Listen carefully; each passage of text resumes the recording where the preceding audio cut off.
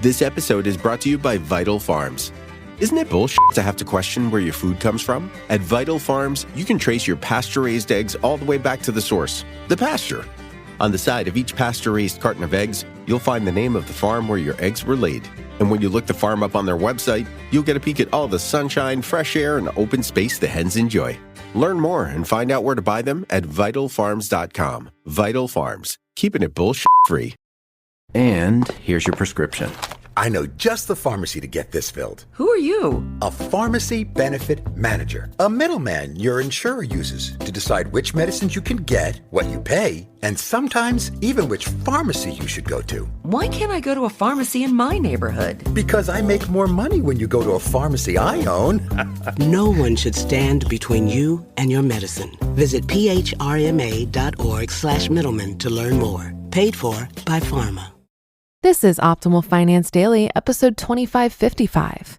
4 Reasons Why You Can't Stop Shopping and What to Do About It by Jennifer of simplyfiercely.com. And I'm your host and personal finance enthusiast, Diana Merriam. Now let's get right to it as we optimize your life. 4 Reasons Why You Can't Stop Shopping and What to Do About It by Jennifer of simplyfiercely.com. As I walked through the front door, I took a deep breath and felt a sense of ease wash over me. There's just something about department stores, don't you think? They know what they're doing when they put the perfume counters near the front. The smell, the lighting, the music, it hits you all at once and it feels like magic. Or at least I used to think so. Things are very different now, but for more than a decade, I was a shopaholic. Shoes, handbags, clothes, homewares, you name it. I was in the shops at least 5 times a week, so trust me, I know just how difficult it can be to change your shopping habits. But the good news is that it can be done. After years of struggle, I learned how to turn my life around, and it all started with understanding the why behind my shopping addiction. Here are 4 reasons why you can't stop shopping and what to do about it. And please note that the following advice is based on my experience as a self-diagnosed shopaholic. I'm not a mental health professional, and I encourage you to seek out professional advice if you need it. Why you can't stop shopping. You're escaping from something. If you're hearing this, then you've probably experienced a shopper's high firsthand. There's an adrenaline rush, especially when you find a bargain. It feels good, and it's a great way to escape from your everyday life. A job you hate, a bad relationship, or a mess waiting for you at home. We all have things we want to avoid, and what better way than by shopping? It's okay to do every once in a while, but if you genuinely can't stop shopping, you have to ask yourself if it's become a coping mechanism. You end up buying a lot of stuff that you don't need, and perhaps more importantly, you avoid dealing with your problems. It might protect you from pain in the short term, but in the long term, you could end up wasting years living a life half lived. I know this firsthand because I use shopping, clutter, and busyness to hide from my own problems for longer than I'd like to admit. Don't make this mistake for any longer than necessary. Stop now because life is too short. What to do about it? Next time you feel the urge to shop, pause for a moment and ask yourself what you're avoiding. This might be enough to keep you out of the shops, but even if it doesn't, it will help you identify any problems in need of addressing. You are surrounded by shoppers. The other day, Facebook reminded me of a post I shared almost a decade ago. It was a meme that read, "Life is short, buy the shoes." I laughed at first until I thought about my old shoe collection, over 100 pairs, and all the hard-earned money I've wasted. Suddenly, it seemed a lot less funny. But still, it was an important reminder. For most of us, shopping is a big part of our culture. We see our friends and family shopping all the time, and then there's what we see online, which is often even worse.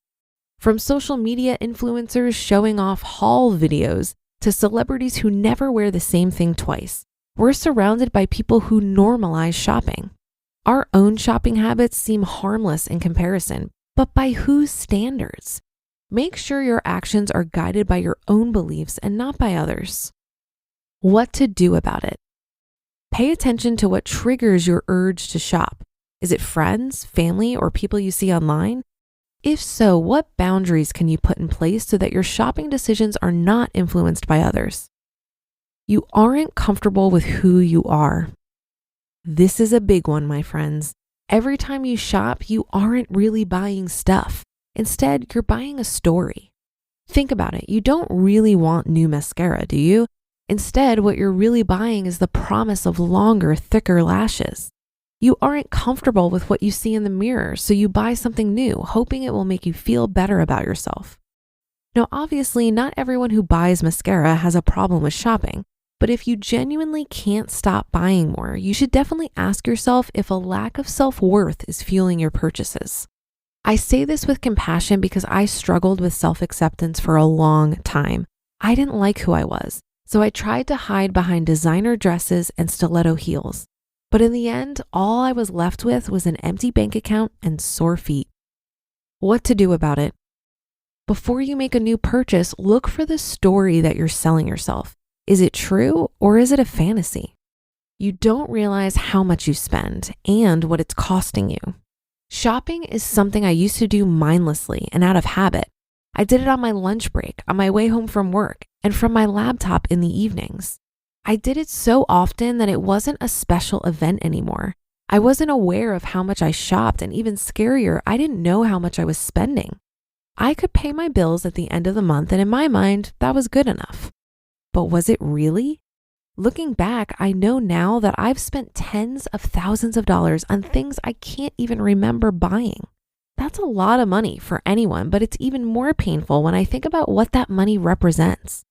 Hours of my life wasted in unfulfilling jobs, missed opportunities like trips and experiences I couldn't afford, and environmental waste because stuff costs more than just money.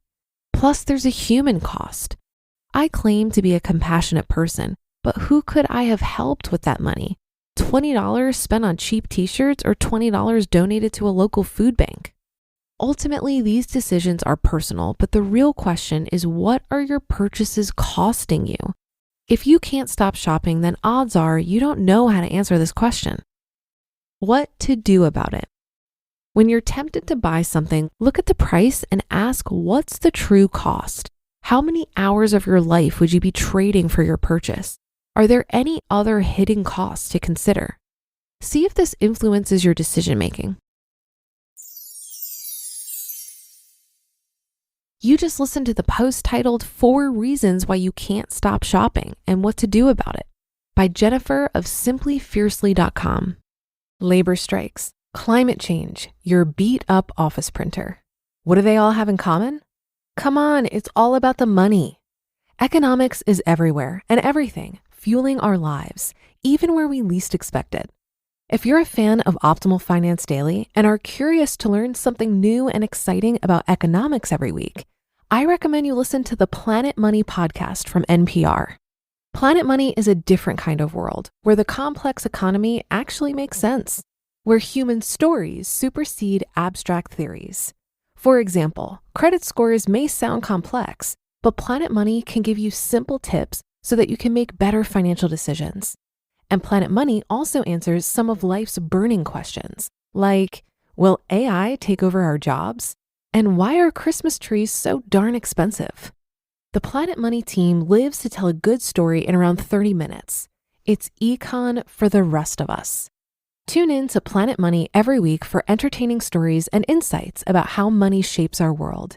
Stories that can't be found anywhere else. Listen now to Planet Money from NPR, wherever you get your podcasts.